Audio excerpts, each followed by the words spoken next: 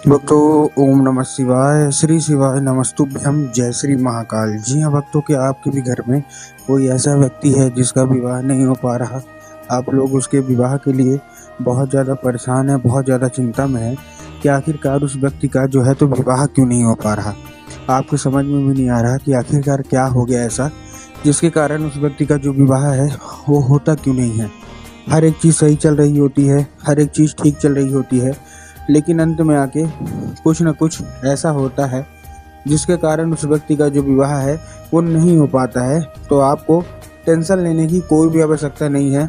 आज जो मैं आपको उपाय बताने वाला हूँ बस उसको ध्यान से सुन के अच्छे से कर जरूर लीजिएगा, और अगर आपने उसको अच्छे से कर लिया तो अवश्य रूप से उस व्यक्ति का विवाह होगा ही होगा जिसका भी विवाह नहीं हो पा रहा है। ठीक, देखिए, आपको भी पता होगा कि जो पूज्य गुरुदेव की जो कथा होती है उसमें लाखों की भीड़ आती है। कैसी भीड़ आती है?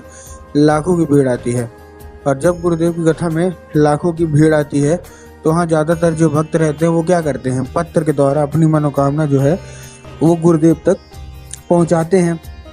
तो अभी गुरुदेव की कथा चल रही थी, आज से 4 से 5 महीना पहले की बात है। गुरुदेव की कथा चल रही थी और गुरुदेव की कथा में लाखों की भीड़ आई। अब जब गुरुदेव की कथा में लाखों की भीड़ आई तो वहाँ ज़्यादातर जो भक्त थे उन्होंने क्या किया, पत्र के द्वारा अपनी जो उनकी मनोकामना थी ना वो पत्र के द्वारा मनोकामना गुरुदेव तक पहुँचाई। अब जब गुरुदेव के पास पत्र पहुँचा और गुरुदेव ने पत्र पढ़ा तो वहाँ गुरुदेव ने देखा कि ज़्यादातर जो भक्त हैं उनकी क्या है, केवल और केवल एक ही मनोकामना है, क्या कि गुरुदेव हमारे घर का एक व्यक्ति है, ठीक, और एक व्यक्ति जो है वो क्या है, उसका विवाह नहीं हो पा रहा। किसी का लड़का है, किसी का लड़की है, उनका विवाह नहीं हो पा रहा। हमने बहुत ज़्यादा प्रयास कर लिया कि जो विवाह है वो हो जाए, लेकिन कोई ना कोई अड़चन, कोई ना कोई समस्या आ रही है जिसके कारण उनका जो विवाह है ना वो होते होते रह जाता है। तो ऐसे में कौन सा उपाय करें ताकि उनका जो विवाह है वो अच्छे तरीके से हो जाए, ठीक, कृपया करके कोई उपाय बता दें। तो जब गुरुदेव के पास पत्र पहुंचा, ठीक, और उसमें ये भी लिखा था पत्र में कि गुरुदेव उनकी जो उम्र है ना वो भी धीरे धीरे करके गुजरती जा रही है। कोई 30 साल का हो गया है, कोई 35 साल का हो गया, कोई 40 साल का हो गया है, यहाँ तक कि 45 साल तक के भी हो गए हैं। कृपया करके कोई उपाय बता दे। जब गुरुदेव ने ये देखा तब गुरुदेव ने 2 से 3 उपाय बताए और कहा केवल और केवल ये उपाय कर लेना, तुम्हारे घर का जो कोई भी व्यक्ति है, जो कोई भी सदस्य है, उसकी अवश्य रूप से इच्छा मनोकामना पूरी होगी ही होगी। अब जब गुरुदेव ने उपाय बताया तो लोगों ने जा जाके इस उपाय को घर में करना शुरू कर दिया। अब जैसे ही लोगों ने जा जाके इस उपाय को घर में करना शुरू कर दिया, वही लोग गुरुदेव की कथा में मात्र 1 से 1.5 महीने के बाद वापस आए। अब जब वही लोग गुरुदेव की कथा में वापस आए तो उन्होंने क्या किया, फिर से एक बार गुरुदेव को पत्र लिखा। लेकिन ये वाला जो पत्र था ये गुरुदेव को धन्यवाद के रूप में पत्र था कि गुरुदेव धन्य हो आपका, आपके द्वारा बताया गया उपाय हमने कर लिया है, हमारी सारी की सारी इच्छा, सारी की सारी मनोकामना पूरी हो गई है, और आपने जो उपाय बताया था उसके चलते हमारे घर का जो व्यक्ति था ना जिसका विवाह नहीं हो पा रहा था उसका विवाह भी पक्का हो गया है। आपका कोटि कोटि धन्यवाद। ठीक, तो देखिए, जो लोग भी मेरी आवाज़ सुन रहे हैं ना, अगर आपको भी जानना है कि आखिर ऐसा कौन सा उपाय है जिसको करने मात्र से इच्छा मनोकामना सारी की सारी पूरी हो जाती है, तो चलिए हम बताते हैं आपको आज की इस वीडियो में कि आपको करना क्या है। तो बस उपाय ध्यान से सुन के अच्छे से करिएगा ज़रूर। लेकिन उसके पहले चैनल पे अगर पहली बार आए हैं और आवाज़ मेरी पहली बार सुन रहे हैं तो वीडियो कर दें लाइक और चैनल को भी कर लें सब्सक्राइब, ताकि पूजनीय पंडित प्रदीप जी मिश्रा के रोज़ नए नए उपाय जो कि मैं उनकी कथा से सुनता हूँ, श्रवण करता हूँ, सबसे पहले मैं आपको प्राप्त करा सकूँ। ठीक, तो देखिए, जो हमारा सबसे पहला उपाय है, इस उपाय में आपको करना क्या है, इस उपाय में आपको 3 काली मिर्च और 1 धतूरे से ये उपाय करना है। अब देखिए, काली मिर्च और काली तिल में ना बहुत सारे लोग कंफ्यूज होते हैं कि काली मिर्च लेना है कि काली तिल लेना है, हमको थोड़ा साफ साफ बताओ। तब गुरुदेव ने बताया कि आपको काली मिर्च लेना है। ठीक, तो काली मिर्च आपने ले लिया। अब काली मिर्च लेने के साथ साथ आपको और क्या चाहिए, आपको चाहिए काली मिर्च के साथ साथ आपको 1 धतूरा, तो धतूरा भी ले लिया।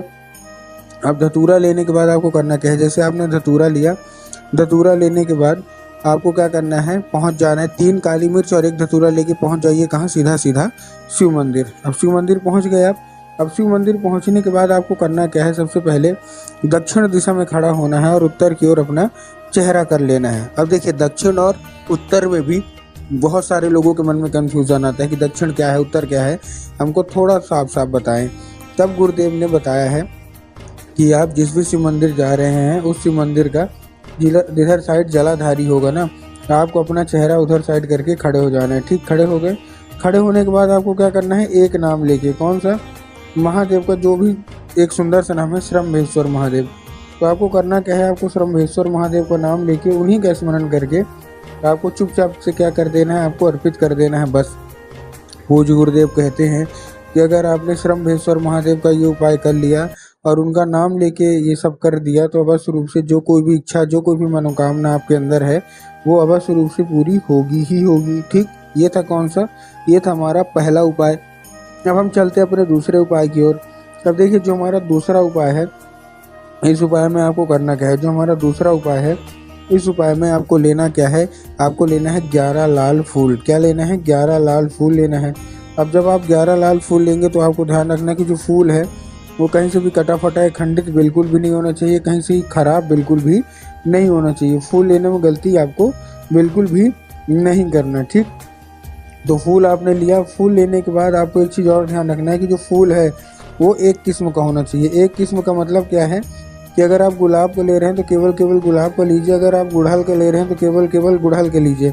ऐसा नहीं करना कि 2 फूल गुलाब के ले लिए, 3 फूल गुड़हल के ले लिए, ऐसा आपको बिल्कुल भी नहीं करना। ठीक, तो आपने फूल ले लिया। अब फूल लेने के बाद आपको करना क्या है, जैसे आपने फूल लिया पहुंच जाइए सीधा शिव मंदिर और जाके माता शोक सुंदरी की जगह पे अर्पित कर दीजिए। अब देखिए जिसको पता है कि माता शोक सुंदरी की जगह कहाँ होती है उनका तो ठीक, लेकिन बहुत सारे ऐसे लोग हैं जिनको यही नहीं पता कि माता शोक सुंदरी की जगह होती कहाँ है। तब गुरुदेव ने बताया है कि जो जलाधारी है, जलाधारी के बिल्कुल बीचों बीच उनकी जगह होती है। तो बस आपको माता शोक सुंदरी की जगह पे आपको अर्पित कर देना है। अब हम चलते हैं अपने तीसरे और आखिरी उपाय की ओर। अब जो हमारा देखिए जो हमारा तीसरा और आखिरी उपाय है, इस उपाय में आपको करना क्या है, इस उपाय में आपको सिंपल सा आपको लाल चंदन लेना और लाल चंदन लेने के बाद पहुंच जाना है कहाँ, सीधा आपको शिव मंदिर। अब अभी मैंने आपको माता शोक सुंदरी की जगह बताई। अब आपको करना क्या है, माता शोक सुंदरी की जगह पे अपने दाहिने हाथ की कोई भी एक उंगली से क्या करना है, दाहिने हाथ की कोई भी एक उंगली से 3 बार, कितनी बार, 3 बार आपको बिंदी के रूप में टीका लगाना है। कहाँ पास, माता शोक सुंदरी की जगह पे अपने कोई भी दाहिने हाथ की एक उंगली से 3 बार बिंदी के रूप में टीका लगा दीजिए और माता से उसको औषधि के रूप में मांगिए। 5 मिनट तक आप खड़े रहिए। फिर जहाँ आपने टीका लगाया है उसी जगह पे आपको फिर अपना हाथ फेरना है और वो उंगली लेके घर आ जाना है। घर आ गए, घर आने के बाद जहाँ आप लोग सोते हैं और जिधर साइड सर करके सोते हैं उधर साइड की जो दीवार होगी ना, उसी दीवार में आपको फिर से लगा देना है। पूज्य गुरुदेव कहते हैं मात्र 1 से 1.5 महीना करके देखिए, जैसा जीवन साथी चाहते हैं वैसा आपको जीवन साथी मिलेगा और अच्छे से अच्छा विवाह होगा।